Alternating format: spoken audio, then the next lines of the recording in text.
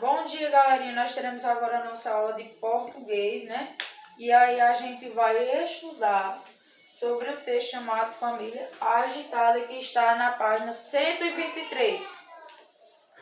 Família Agitada, de Júlia Miolo.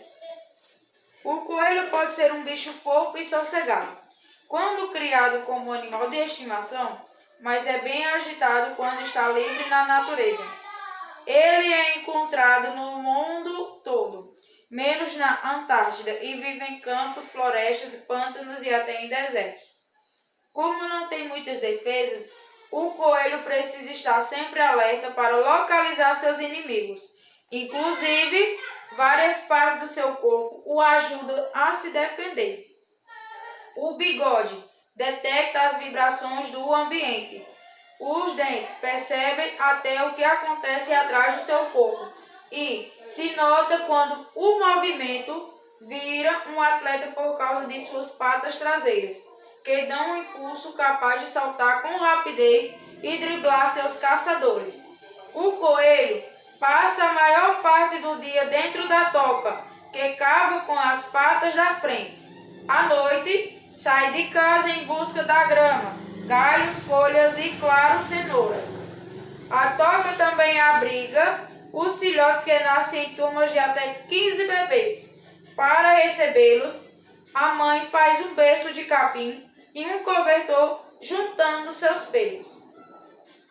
Os filhotes precisam de cuidados porque são muito pequenos e não têm pelos e não enxergam nada. Passam alguns dias mamando e logo começam a sair em busca de comida.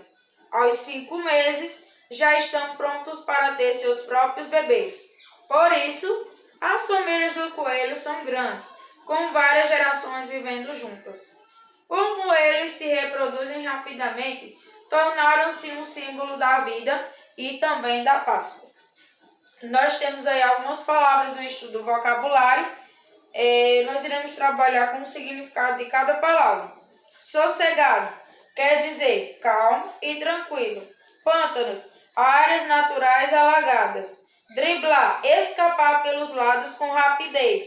Gerações, o conjunto de indivíduos nascidos na mesma época. No estudo do vocabulário, nós iremos trabalhar apenas essas duas questões. Primeiro, na página 124. Observe as imagens e descreva com as palavras do vocabulário. Alagado com árvores e raízes expostas e sapos. Qual é a palavra? Está lá no vocabulário. Menino com face tranquila. Qual é? Avó, mãe, filha. Situação no jogo de futebol. Segunda questão. Agora reconte com suas palavras as informações do texto utilizando as palavras do quesito anterior. Ou seja, você vai ler o texto e você vai dizer o que você entendeu usando essas palavras que estão na questão anterior. Certo? Na página 125 e 126, nós iremos trabalhar o texto, ou seja, nós iremos interpretar. Primeira questão. Enumere a segunda coluna de acordo com a primeira. Geração, drible, pântano e sossegado. Aí você vai fazer a interrelação aqui. Interrelação do significado aqui, ó. Escapar pelo lado. Área alagada naturalmente. Conjunto de indivíduos nascidos na mesma época e calmo ou tranquilo. Você vai fazer a enumeração. Segunda. O que o texto que lemos nos traz informações importantes sobre um animal bastante conhecido. Localize no texto e escreva as respostas de cada pergunta abaixo. Qual é o animal tratado no texto? Onde ele é encontrado?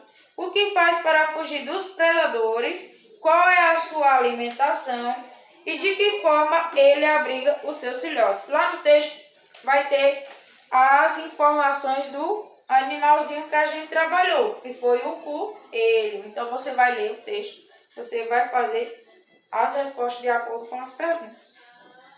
Terceira questão. Complete as informações sobre o que cada parte do corpo do coelho realiza. Patas dianteiras, bigode, dentes, patas traseiras. Então, cada parte do corpo do coelho vai ter o quê? Uma coisa para realizar. Então, você, de acordo com o texto, vai observar. Quarta questão. Por que o coelho é o símbolo de vida e também da Páscoa? Lá no finalzinho do texto vai falar. Quinta questão. Pesquise e escreva informações sobre os cuidados necessários para criar coelhos. Então, se você ainda não criou um coelho como animal de estimação, o que é que você tem que fazer para criar o coelho? O que é que você tem que fazer para organizar a vida dele? Essa foi a nossa aula de hoje. Até a próxima aula. Bons estudos. Nós iremos agora estudar em História, na página 72, sobre os primeiros contatos com os indígenas. Então, vocês irão abrir na página 72 até a 74. Eu vou fazer a explicação e a leitura. Os portugueses que chegaram às terras que hoje chamamos de Brasil fizeram algumas impressões sobre o que encontraram aqui. Leia um trecho da carta de Caminha que escreveu ao rei de Portugal, descrevendo a nova terra e os povos que habitavam aqui. A feição deles é serem pardos, tanto avermelhados, de bons rostos e bons narizes bem feitos. Andam nus, sem nenhuma coberta, nem estima nenhuma coisa cobrir e mostrar suas vergonhas. E estão acerca disso com tanta inocência como têm mostrado o rosto. Ambos traziam os beiços de baixo furados e metidos neles de ossos brancos e verdadeiros. Então, essa carta que Caminha, Pero Vaz de Caminha, que ele era como se fosse um informante e escritor, e ele informava tudo o que acontecia nas viagens ao rei de Portugal. E nesse trecho da carta, ele fala de como eram as características dos povos indígenas. Então, ele fala como é que eles andavam, como é que eles se apresentavam, qual é a sua cor, e em detalhes ele colocava toda aquela viagem, tudo o que acontecia. O primeiro contato foi de muita estranheza, tanto para os portugueses como para os indígenas. As duas culturas eram muito diferentes e pertenciam a mundos completamente distintos, ou seja, diferentes. No início, esse contato foi amigável. Quando os portugueses começaram a explorar o pau-brasil das matas, praticaram um tipo de comércio chamado de escambo, que era a troca de bugigangas, espelhos, pentes, facas, machados pelo pau-brasil. Obviamente, sem a presença de dinheiro, ou seja, era a troca de mercadorias. Os primeiros contatos que deram no litoral é só com poucos que houve o movimento de interiorização por parte dos europeus. Então, assim que eles chegaram lá, depois eles foram fazendo a troca de mercadorias. Ou seja, como eles sabiam que o pau-brasil era muito bom, eles foram vendo aquelas riquezas, eles foram fazendo a troca de mercadorias com os indígenas. Ou seja, espelhos, pentes, cordões, roupas, para as índias, para os índios. E aí eles achavam que aquilo oferecia grande valor, mas eles não sabiam que na verdade eles estavam sendo destruídos, porque aí quando eles estavam fazendo a exploração do pau-brasil, eles foram retirando as riquezas dos indígenas e muitos acabaram morrendo devido às guerras e à disputa pelas terras, Os portugueses, quando chegaram ao litoral do Brasil, estavam interessados em ficar com as terras. Como eu falei, eram ocupadas pelos povos indígenas. E não pensaram duas vezes antes de matar os nativos. Foi um verdadeiro extermínio, que se deu pelas armas e pelo contágio de doenças trazidas, cuja cura era desconhecida pelos indígenas.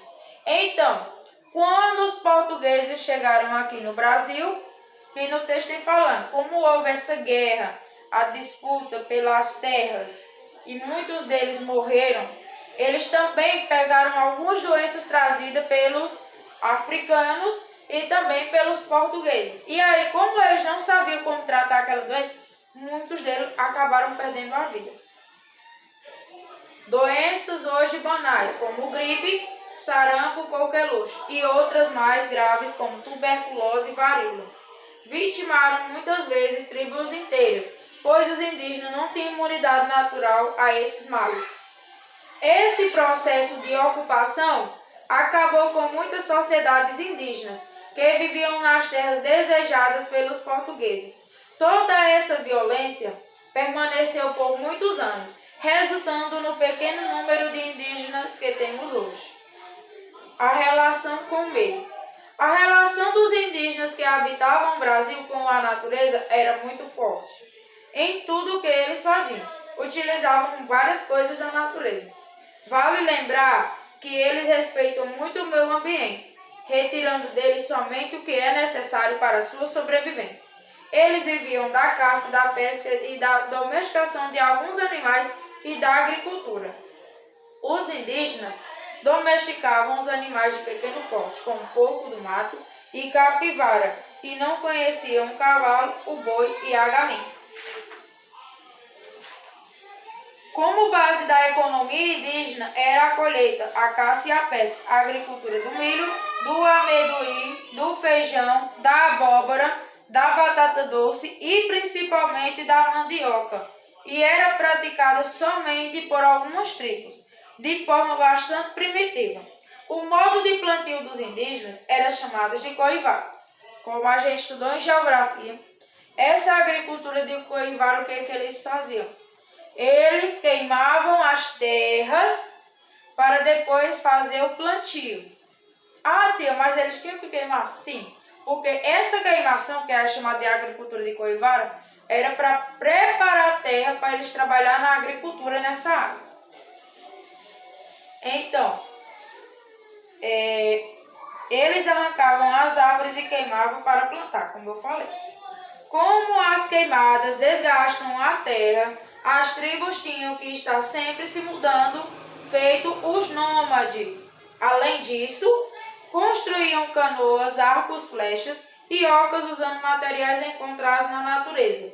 Suas principais armas eram o arco, a flecha e o tacapé.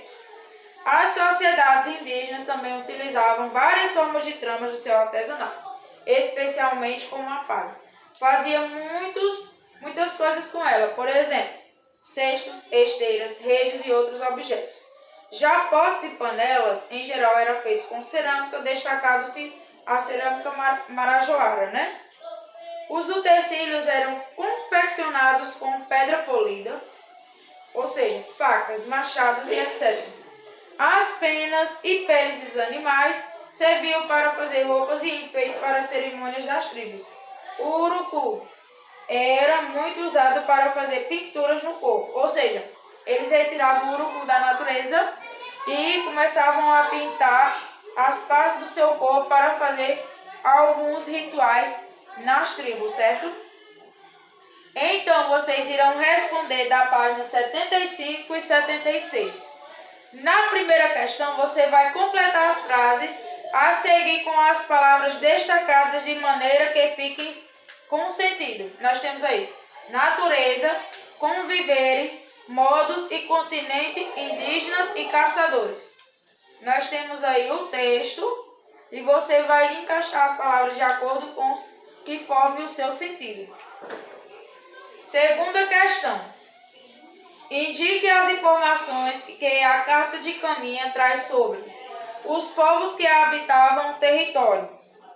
Letra B. As descrições da nova terra. Ou seja, primeiro você vai falar como é que Caminha destacou as características dos indígenas. O que foi que ele disse dos índios. E na B você vai fazer como foi que ele achou das terras. Então tem as duas descrições lá naquele trecho da carta. Certo? E você vai colocar de acordo com o local adequado. Terceiro, converse com a sua turma sobre as diferenças do modo de vida dos indígenas antes e depois da chegada dos europeus. Em seguida, escreva abaixo as conclusões que chegaram. Então, você vai colocar a sua opinião.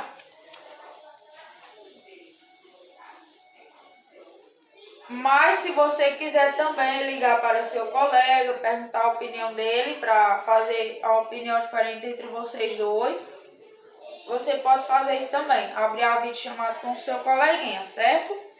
Na quarta questão, você vai ler as informações e vai assinalar a alternativa correta. Na chegada dos portugueses ao Brasil, os indígenas estavam divididos em tribos, de acordo com o tronco linguístico. Antes da chegada dos portugueses, ninguém habitava as terras indígenas. Os caraíbas eram da região da Amazônia. Os tupis guaranis e macro-G pertenciam à região do Planalto Central. Assinale a alternativa correta. Apenas a 1 é a certa? Apenas a 1, 2 e 3 são a certa? Apenas a 2 e a 4 são a certa? Ou apenas a 1 e a 3? Você vai observar de acordo com o texto que foi lido. Quinta questão. Relacione a segunda coluna de acordo com a primeira. Os indígenas precisavam das matas e das florestas. É das matas e florestas que a natureza faz. O indígena precisa. Atualmente existe. As reservas indígenas são.